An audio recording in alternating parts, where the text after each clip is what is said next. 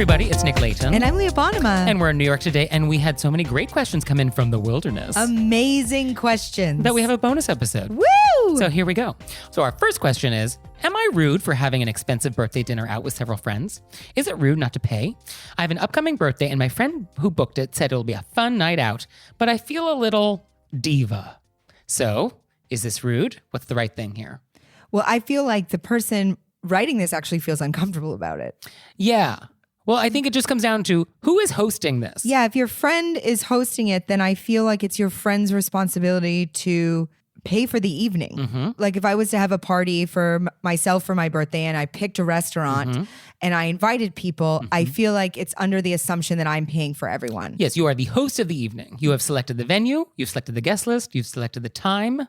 Especially if it's expensive, then and it's a party, I feel like whoever sets it up is under the assumption that that person's paying. Right. And if you want people to pay for themselves, I think it's more that you go to a more bar atmosphere where people come in and go in and have separate checks and just swing by Yeah, and drop in, grab a drink. And that's when people are paying for themselves. Yeah. I mean, I think the way to think about it, a restaurant is like your home when it comes to entertaining. So if you come over, I'm not going to charge you for the pretzels. Right. I'm providing the pretzels. Similarly, if I invite you to a restaurant, I'm not going to charge you for the things I am providing vis-a-vis the restaurant. I think that if a group of friends get together to have a birthday party for you and it's an email, then everybody's the host. Then everybody's the host and everybody's probably going to pay for themselves and then split your dinner. Right. And that's totally fine. And that's a different situation. Right. So it just comes down to who is hosting, and then whoever is hosting, either you, the birthday person, your friend, or a group of friends, that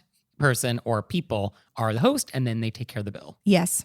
And I think it's very nice if you have a birthday and you wanted to celebrate with your friends, no problem, host the evening. But what you should then do is make payment arrangements with the restaurant in advance so that there isn't this weird awkwardness at the end of the meal where your friends are like, oh, should we pay? Should we not pay? So like just take care of it in advance so that it's just like my treat. Thank you for joining me on my birthday. Yeah. I always, because I think in New York, you know, everybody's in different financial situations and you never know. And sometimes people are very tight. I always address money right up top so people don't have to worry about it. I don't know if that's gauche, but I just want it off the table. Hey, I'm celebrating my birthday. You know, come to this. You don't have to get anything. It's on me, or it's just a bar. You can come in. You don't have to get anything. Just so people don't, sometimes people really want to celebrate you, but they can't afford whatever was picked. Right. I think because the rule in this has become so murky, nobody knows what is actually supposed to happen. Right. And so sometimes that clarity of like, no, I'm taking care of the evening, even though you don't want to actually have to like clarify that. Sometimes the clarity actually is more polite because then it kind of just makes everybody feel more at ease. Yeah, they know what's happening. And putting people at ease is actually part of etiquette. Yeah. So for our birthday girl, I think she knows what to do. Yes. And have a wonderful birthday. Happy birthday. Our next question is about urinal etiquette. So, Leah. I actually have a lot of my guy friends complain to me about this. Okay.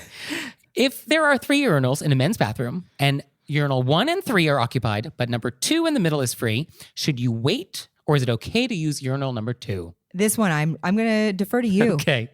So in general, in the bathroom, when there are urinals, you want to leave a buffer. So we like a buffer. So if you're going in and all urinals are unoccupied, do not go in the middle because if somebody else comes along, there is no buffer. Right. So you want to pick number 1 or 3, given all the options. Right. Now, if 1 and 3 are occupied, you are allowed to use 2. No problem. You do not have to maintain a buffer, but you have to create one if the opportunity arises. That seems completely logical. This is how it goes. And as long as we're on the subject of urinal etiquette, no talking. No talking to other people. No talking on your phone. And also, don't hold your phone. While you're at the urinal? This happens. is happening? Sure. No. Yeah. No. Yes. If I was an emoji, I would be that emoji right now with the exploding hand. People are using their phone at a urinal? It is possible. I can't handle it. Yeah, I cannot handle this. Yeah. Do you want to just take a moment to let that sink in? I don't know. I almost just want to go wash my hands. Yeah. So the phone at the urinal, whether or not you're on it or you're just using it, let's just not do that. Yeah. Wow. The same thing happens with the leaving a buffer in women's restrooms. Okay. Where there will be a long line of stalls. And say, for example, you know, at a rest stop or a restaurant, but at rest stops, it's even more apparent because there's so many. I'll go in, I'll go to the end. And then even if it's empty, somebody will come in and then they'll somehow manage to take the one near me. I'm like, there is a whole Oh, What's happening that we a group mentality? herd mentality. It's, yeah. I feel like I'm about to get murdered. If you come in and come directly next to me, It's in a close. huge bathroom, Yeah. it feels like something nefarious is about to happen. This is also just your Bane background, I think, kicking in, the Stephen King thing. Is it? Yeah, we're just like things happen at rest stops in Stephen King novels, I think. That is true. I mean, that happens everywhere. But it is true. We want to always leave a buffer. If possible. If possible, it is kind to leave a buffer. Yeah. And then lastly, in the urinal etiquette, don't spit your gum in the urinal. What? Yeah. I mean, Yeah. I mean, you didn't know this was a I problem. didn't know this was a problem. But yeah, don't spit your gum in it. Yeah. Or anything else. Wow. Yeah. Did you know in a urinal, there's actually like sometimes they, in the urinal itself, there's like a little black fly that they put on the urinal, like embed into the porcelain to give people a target. No, I didn't know this. Yeah. Is it actually a fly? No, but it looks like a fly. But I mean, that's what I mean. They make it look like a fly. Why a fly? Fly as in like the insect that flies around. Yes, I understand. Yeah. But why? Why would you make a fly? As opposed to what? A rainbow? dot, just a dot. This is No. where you're or a target. How about a target like an with arrow? bullseye. Yes. I don't know how the fly happened. Why? What did flies do that they deserve? I guess. How odd. Yeah, the science behind this, I'm not sure, but I'm sure somebody's researched it. It's some PhD dissertation out there. Disturbing. Yeah. So urinal etiquette, a lot to say. Our next question comes from down under. I think we have a lot of fans in Australia. Oh, fantastic. I love Which is great. Australians. Yeah. So this is painting a scene. This is from a flight. So I think they wrote this mid-flight from Sydney to Brisbane. Quote, is it appropriate to wear shoulder bags and backpacks after boarding a plane and making your way down the aisle? If someone slams your shoulder with their shoulder bag or backpack as they pass and you're already seated, is it appropriate to say something or shove them back? And what if airline crew repeatedly bump you as they stride up and down the aisle? So it sounds like somebody's not having a very good flight. No. Sounds like very unpleasant. I mean, I think in general, you want to be mindful that you don't hit other people with your luggage. Yeah, I try to hold mine in front of me in the angle that it's least going into the most aerodynamic angle. Yeah. Yeah. Aerodynamics, that's a good way to describe it. Yeah. And you like to put the bag in front of you rather than behind you. Yeah, so I can make sure that it's not hitting people. Okay. Sometimes it's a little bump and I always apologize. Oh, so sorry. But I'm very aware of where my bag is. Yeah. And I don't keep it on my back because that's when you hit people. And like when people have a shoulder bag and it's actually over their shoulder, this is not very aerodynamic. Like Yeah. it's inherently sort of off to the midline of your body. Which I think is why you take it down and put it in front of you. Yeah. So I think you kind of have to shimmy down the aisle. Yeah. So that's, don't do that. I think an answer to this question. What do you do about the airline crew? Well, I don't know also if you shove them when people do that. Oh, do shove. I think you could just you could say something like, oh, So sorry. or, oh, pardon you. Well, I'm a big fan of the apologizing for the bad thing you did. Like, oh, I'm so sorry when you bump into me. Okay.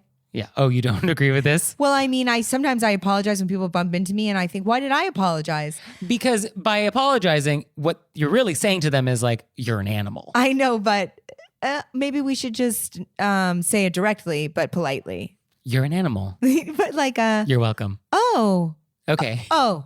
Oh. That's a different style. Yeah. No, I think I like the, oh, I'm sorry response. It's very Canadian. It's very, well, but it's Canadian to mean it. You're Oh. using it, not mean it. When I moved here, I said sorry to everybody and I meant it. Oh. So then I'm trying to not yeah, say I don't sorry. mean it. Yeah. And then I don't want to say something I don't mean. Yeah. Etiquette is not about sincerity. No, but I want to be sincere. I see. Okay. Well, that's why we're different. Yeah, I know. But I think you can be like, hey, you're finding a way to make somebody recognize they're smashing into you not because it was a mistake, but if they just don't care, I think you're allowed to do that. Okay. Yeah, that's fair. Now about the crew. I don't know what you do about the crew. Yeah. Crew sometimes is, if they're having a bad day, they can get a little aggressive down the Yeah, aisle. they really can. To be a flight attendant, I think is definitely one of the harder jobs. Yeah, I think it definitely is. Yeah. Their patience must be so thin some days. And so I Yeah. think sometimes they're just trying to get up and down the aisle. Yeah. I think with them, maybe we let a little extra. We let it go with the crew. They're maybe. just trying to serve, get drinks down the aisle. And imagine how many people just keep their feet out in their bags. True. Yeah. Yeah. Just give me a stroopwafel and keep going. Yeah. Have you ever had a stroopwafel? Do you know what I'm talking about? Are you talking about the Dutch with the... It's like a waffle thing with a caramel. Yes. Yeah, it's good. So our next question, a little long, stick with me. Quote, my husband, a Mainer, so somebody from your neck of the woods, works in the family business and enjoys working with my mom, who is the boss. My 80-year-old grandpa, however, still comes in every day and spends most of the day chatting, i.e., distracting people.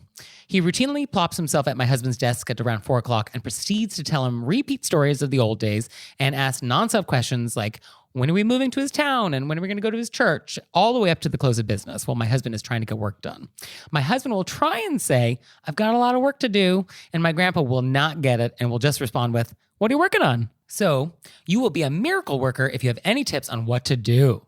Well, I'd like to say up top, I'm very honored that this wonderful person is trusting us because this is a very layered situation. And not just because somebody involved is from Maine. Yeah, no. No.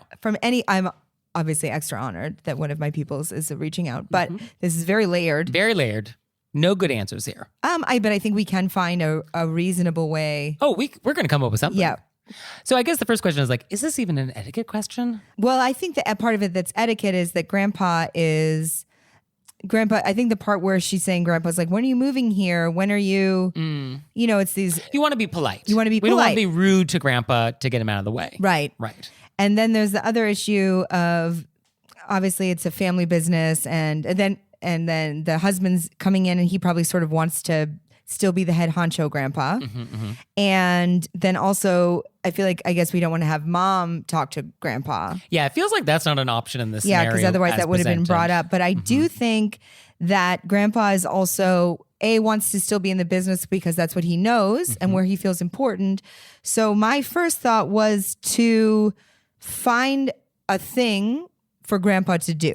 I was also thinking this. Yes. That he's a little bored Yeah.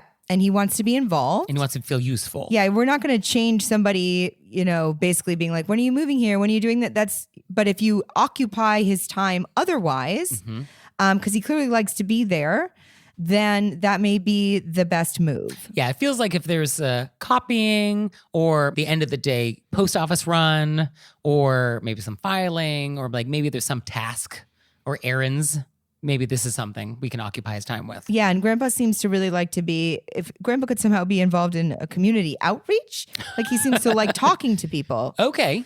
So if there's like a meeting greeting thing that Grandpa could do or... Okay. You know what I mean? Because he clearly wants to talk. True. Okay, so how do we turn this into an asset? Yeah, make it an asset That's where good. he's away from your husband's desk, Yeah. so your husband can work, Yeah. and then Grandpa feels important. I would just create a thing for Grandpa to do. Yeah. Because he clearly has to be there because of some reason isn't addressed. And Mom is not dealing with a situation who would be the closer person to deal with it. Yes. So to not overstep, I would brainstorm on possible things that Grandpa could do and be like, this would be a really helpful thing that isn't within his wheelhouse. Right. Another thing I was thinking of, can we get an office with a door that has a lock? Can I just lock them out? No, No. this is Maine. We don't have locks on our houses. That's true. Do you think we have locks on our office doors inside a building? Yeah. Stop. Sorry. That was Stop. fantasy. Also, the idea that you would lock somebody in your family out to be like, I'm just working in here. No? Okay. No. Well, I was just brainstorming. I just had it on the whiteboard. It's No bad ideas on the whiteboard. no, my family. I'll be in the bathroom and my mom will be like, there's a phone call for you, and like stick her hand. And I'll be like, yeah, I'm in the shower. You don't need to bring it. Okay. People don't lock doors. Okay. So then I guess the idea that we would rearrange the office to remove any seating near the desk so Grandpa can't sit near you. I mean, that's an option. Okay. We like that maybe. We would just make it a subtle, I just took away all of the chairs. Yeah. What if it was like those little spikes that prevent birds on ledges? And we just put that around the office. I mean, it's a new art thing we're doing. We just put spikes on things. Another idea I had was like noise canceling headphones. Like at the end of the day, we just like put really big headphones that are very like headphoney on and be like, try and create a little bubble world where you try and just ignore him. Yeah, I guess you could put the headphones on. Then when he comes in, which he clearly will, take them off and be like, oh, I'm just right in the middle of this. And then you put them back on as like a visual signifier that one has to go back to work. Yeah. So I think I still like the let's lock him out idea, but That is not going to happen. that's not going to happen. What about the husband goes somewhere else at the end of the day? The husband changes venues. The husband goes to the public library to finish his work day. That's, I think, also an option. Yeah. I think maybe the husband just has to go somewhere else if he can't go into an office with the door and a lock. Yeah, because they were saying it happens every day around 4. That's in this. So maybe he goes somewhere else. Yeah. So 3:30, we're heading to, the local Starbucks for. Right. Which I understand is we're all working around grandpa, but sometimes you have to when it's older family members and. There's not like other options here. Yeah, we wouldn't do this with somebody who was just working an employee. You'd be like, hey, you can't talk right now. I'm working. Right. But I feel like these are special circumstances. Yes. So hopefully we've given them some ideas. Yes, some options. And I really hope one of those work. Yeah, write back and let us know how it went. Let us know. Okay. Our next question is, when the bus you're on is approaching your stop, but you're a bit far away from the doors, and due to the bus being very crowded, Leah already is just like, you should see what Leah's doing as I'm reading this question. So you're on this bus, it's very crowded, you're a little far away from the doors, and you're not sure if you're going to be able to get out in time. And so our letter writer wants to know, would it be polite to ask the person around you if you can sort of get ahead before the bus comes to the stop? Or is it better to wait until the bus comes to a complete stop and then rush for the doors, risking accidentally pushing someone or stepping on someone's foot on your way out? So Leah has some ideas on this topic. I don't have ideas. What I have is a phobia of the bus because these kind of situations make me so anxious that I don't take, people be like, oh, you can take the crosstown. I'm not taking a bus. I will walk where I don't have to negotiate all of these social things that I'm not sure what I'm supposed to be doing. Okay. I feel like if you're the next stop, you should get up the stop before and move close to the door. Preposition. Because you often don't have enough time to run. Yeah. But when I'm the person standing on the subway and people start to stand up before the train has stopped, I am then now... I'm holding on to something so I don't fall over. Now I got to move everything while the thing is moving because you want to get up pre-stop. Now we're all going to fall. So the idea is you want to preposition while the vehicle, subway or bus, is not in motion. Yes. But before your stop. Yeah, so go one before. Okay. So you want to kind of just like jostle. Okay, that feels reasonable. Yeah. Also, in New York, though, people just yell, getting off. Yeah, excuse me. Getting off. Getting off on the stop, hold the door. Yeah. And you just kind of shove your way through. And I guess I wouldn't call it acceptable, but it certainly happens in New York City. It's just how you got to get off. It's just how we do it. Because it is hard if somebody's standing over you and you're sitting down and then you ask them to move, especially because the stop is coming. So when the stop comes, that's when people want to be holding on to the thing they're holding on to because of the jostle. True. So to ask somebody to move right before the jostle. That is rude, yeah. Because then that person, especially if they're carrying a lot or maybe, they have some kind of a balance issue you don't know about. Okay, so I guess the rule is everybody stays where they are while the vehicle's in motion. Nobody moves anywhere if we're in motion, but once we're stopped, you either get off or you preposition. Yeah, preposition for the next one. Or you can get yourself ready. You know what I mean? Have your bags up, da-da-da. So when it's about to stop, then you can move as fast as possible. Yeah. And then you're also signaling to the person in front of you, I'm going to move as soon as we stop. Okay. One thing that I don't like is that in New York City, when you're like on a subway and it's approaching Times Square and someone in the middle is like, I'm ready to get off at this station. It's like, everyone's going to get off at this station. Everybody's getting off here. You don't need to, we're good. Don't worry about it. Yeah, I've had this girl behind me go, can you move? I'm going to get off. And I go, yeah, I'm also getting off. The train is still in motion. Yeah. So this is a major stop. Yeah. Most of us are exiting The here. car will be empty. Yeah. So our next question is about banquettes and chairs. So our letter writer wants to know, when dining out, who should get the banquette and who should get the chair? Nick? Okay.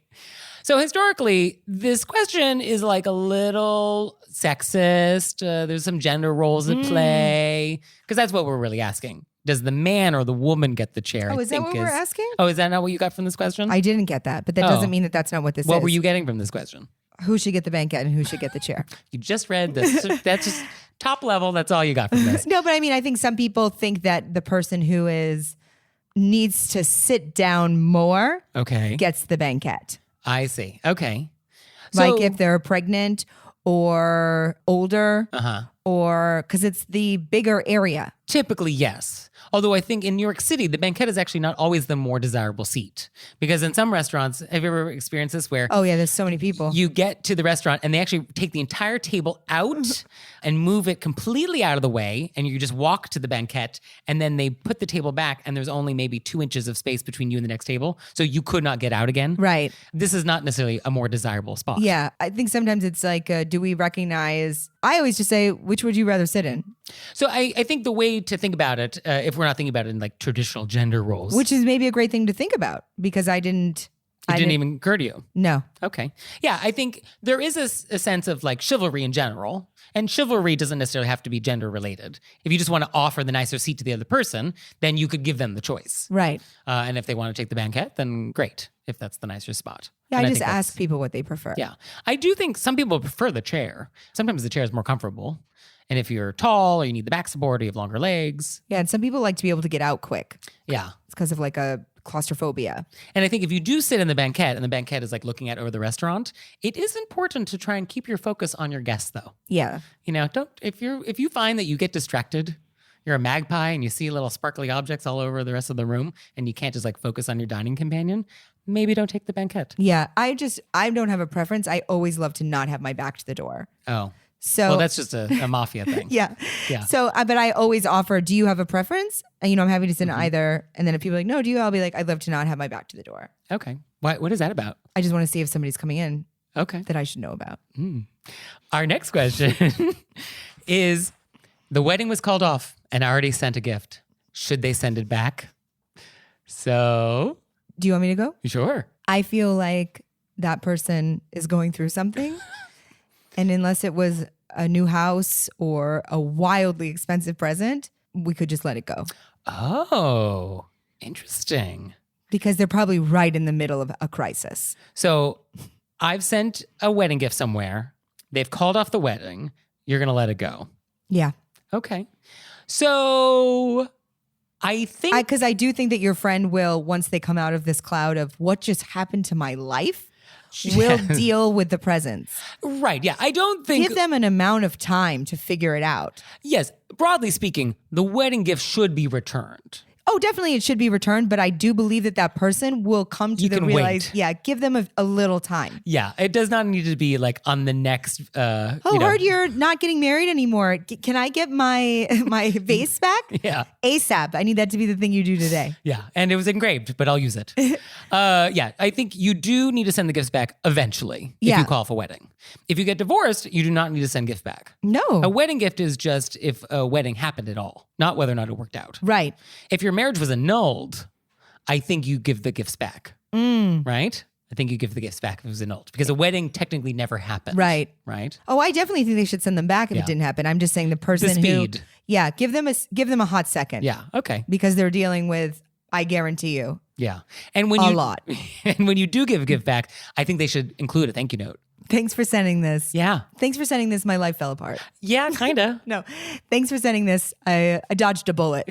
Could be. Whatever it is. Whatever it is. Yeah. But I do think it should be accompanied with a thank you note, which does feel like a little insult to injury, but I didn't think about it, yeah. but Thank you so much for the gift. Sorry that we weren't able to keep it. Yeah. I don't know. Yeah. Well, no, this is the answer. No, I mean, I'm saying I don't know what I would write, but I see what you're saying. Oh, yeah. What the actual pros would be? Yeah. Yeah. Well, it depends on the circumstances. Yeah. Yeah. Who could have seen that coming? Yeah. Who would have known? I would obviously write a joke. You would have to. Laughter is the best medicine. Because laughter is the best way to be like, whoo. So our last question actually comes in 2 parts, and they're both food related. I just want to say really quick to that last one. Yeah. This happens and people. Oh, the weddings get called off? Oh, sure. All the time. And I think that I mean, sometimes not people. all the time. Sometimes. Sometimes it happens. And so sometimes it happens. So I think your friends know you and love you and, don't feel, Oh, yeah. don't worry about Yeah, it. sending the gifts back is probably the least of your problems in Yeah. this moment. Yes. Don't feel bad. And also, if you feel like you need to call off a wedding, do that and don't not do that because you're worried about like gifts and all that other stuff. Right. I feel like a lot of people don't call off the wedding because they're worried about other people. Yeah. And they feel like, oh, we have to go through with this because we sent out the invitations. And people sent presents. Better Yeah. to call it off. Definitely. Send back the gifts. Definitely. So, our next question, food related, 2 parts. Or it's just one person who had 2 questions for us, which we're happy to answer. Our first question from this person is, how does one go about politely refusing food that a host has prepared if it is not appetizing or if you are concerned about how it was prepared? Well, we've had this discussion for the Thanksgiving when we were talking about hosting. Right. And you and I came in differently on this. We did. I don't think you have to eat things that people have prepared. Especially if it's pee related. I mean, obviously pee related, but people don't know why you can't eat things. Well, there's 2 parts of this. One is I would just rather not eat something. The second part feels like a food safety question. Right. But I don't think you need to tell your host, I don't trust your you know what I mean? Yeah. I feel like that cutting I was board going to was say used. sanitation devices, but that's absolutely wrong. I don't think you need to comment on your. Oh, you can't give a reason that's honest. Don't comment. Like, I saw that cutting board was used for poultry Yeah. and for vegetables. Yeah, because it's just going to come across as, you seem gross, Right. which we don't want to do that. That's not but a I thing think we you say. can politely decline.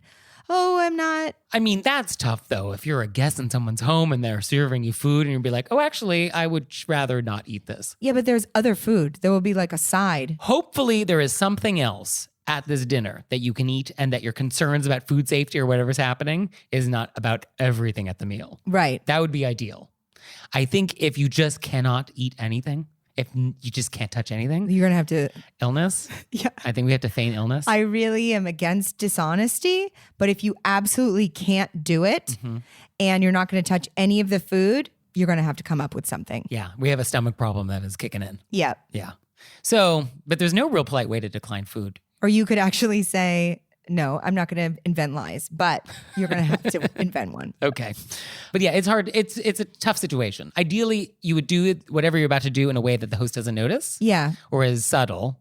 And then if the host does notice, it's on them to not comment. Right. So everyone has their part to play. But I do think it's totally fine if you're at a meal and there's multiple foods on the table. You don't have to take all of them. You're not responsible to like all the food. Yeah, I think we come in differently on We this. really do, because when I host, I don't want people to be eating things they don't like because I want them to be happy and comfortable. Eat what Yeah. you want to eat. I don't mind. And that's a nice host position to take. But as a guest, if everything's sort of being served.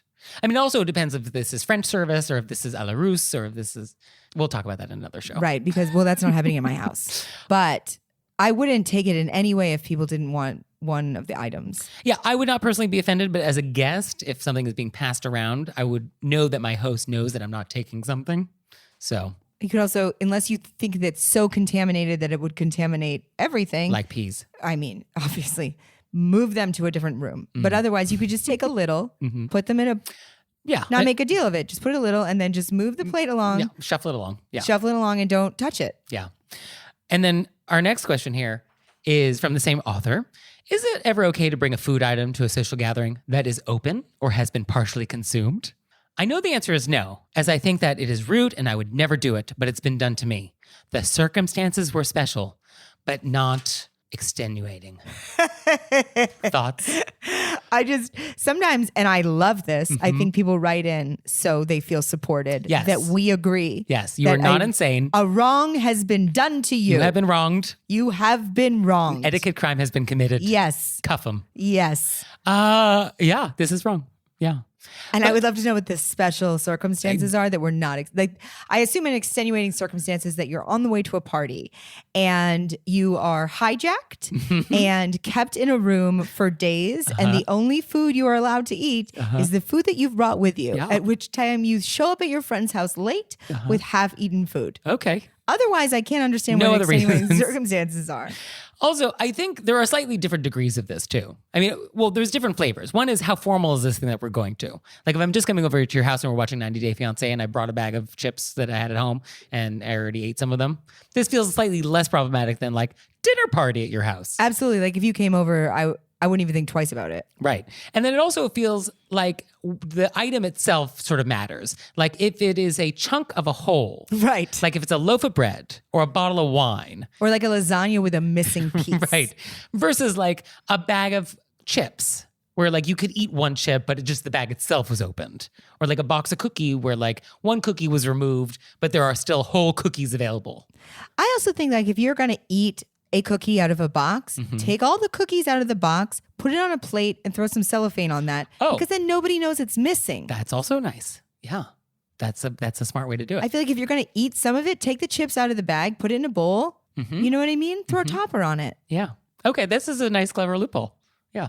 But yeah, to just bring something that's opened to someone's house, provocative. Provocative. Yeah. Yeah. And I think that you as a host could be like, I honestly would just think it was hilarious. So I would be like, did you start that sandwich on the way over here? And then we would just have a laugh. Yeah. I don't think I would be so charitable, but that's why we're different. So do you have questions out there? Are we going to label this episode, That's Why We're Different? That's why we're different. That's the only reason we're different. That's the one, plus the one that we started the episode. Yeah, so we'll bookend it. So do you have questions out there? Oh, of course you do. So send them to us. You can send them to us through our website, wereyouRaisedByWolves.com. Or, and this is what we would prefer, leave us a voicemail. Please. We want to hear your voice because we get tone and nuance. And we can understand it. Yeah, so leave us a voicemail, 267-CALL-RBW. You can also send us a text message there too. And we'll see you next time. See you next time. Bye. Bye.